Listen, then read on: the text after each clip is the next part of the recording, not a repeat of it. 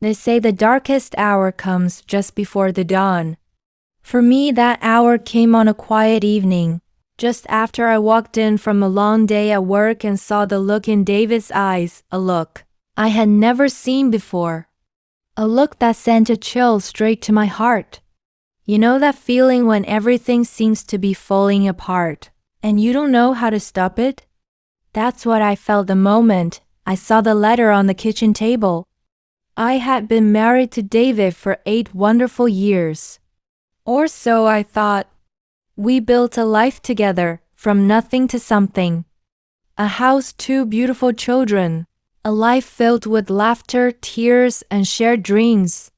But somehow, in the last year, something shifted. I couldn't put my finger on it at first.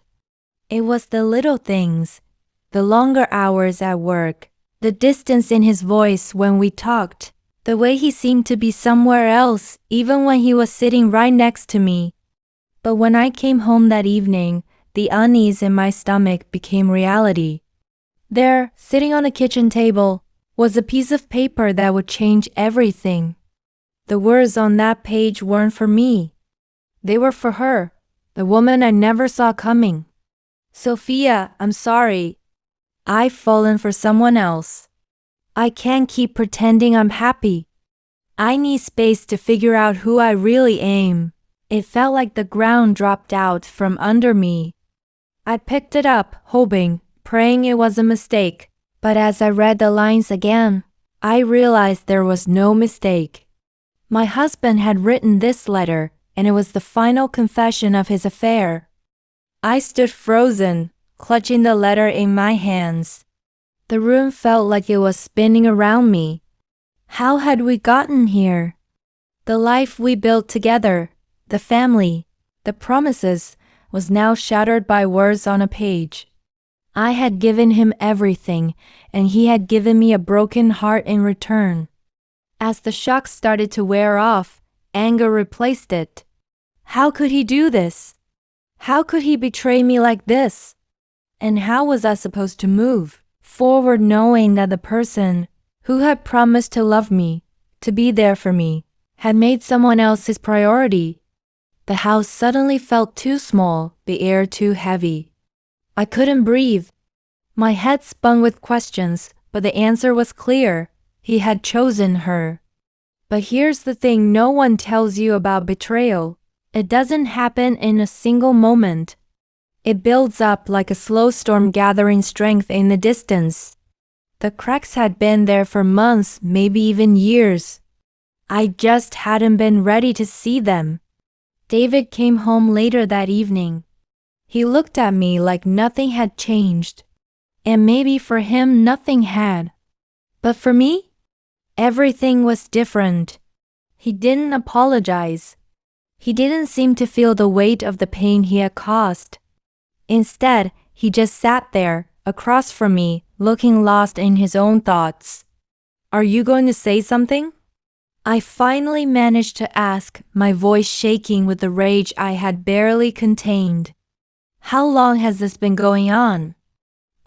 He started, but he couldn't finish. The words weren't there. How could they be? What could he say that would make it okay? I don't want to hear your excuses, I snapped, the tears starting to fall. You chose this. You chose her over our family. You broke my heart, David. For the first time, I saw a flicker of guilt in his eyes. But it wasn't enough. It wasn't nearly enough to undo what he had done. That night, I didn't sleep.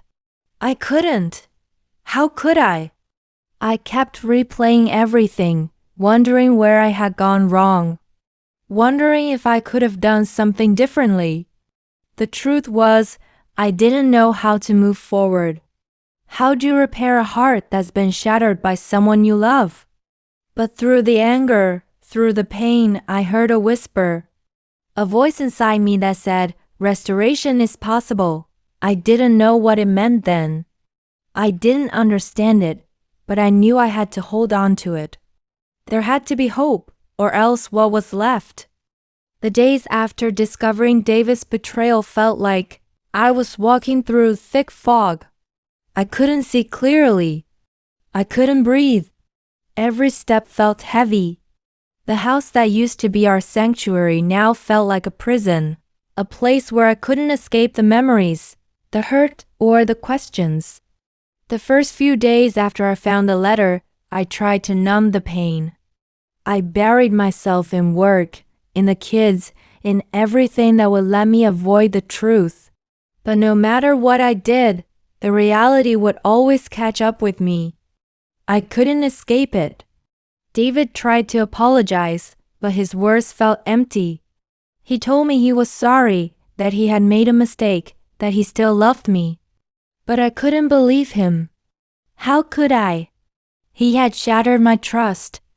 The man I had spent years building a life with wasn't the same man who was sitting across from me, offering empty words and promises.